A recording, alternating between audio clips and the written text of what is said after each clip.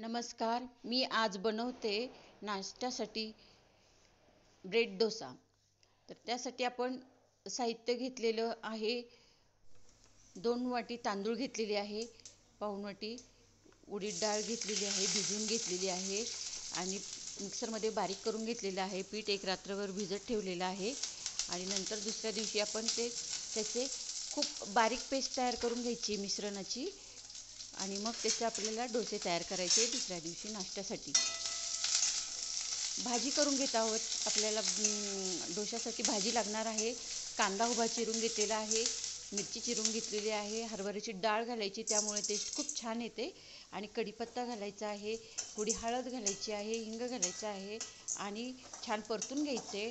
डाळ अशी दाताखाली आपल्याला क्रंची लागते आणि त्यामुळे भाजीही आपली साऊथ इंडियन स्टाईलनी अगदी सुरेख आणि चविष्ट होते. अशा पद्धतीने तुम्ही डोशासाठी भाजी तयार करून बघा. नक्की सर्वांना आवडेल.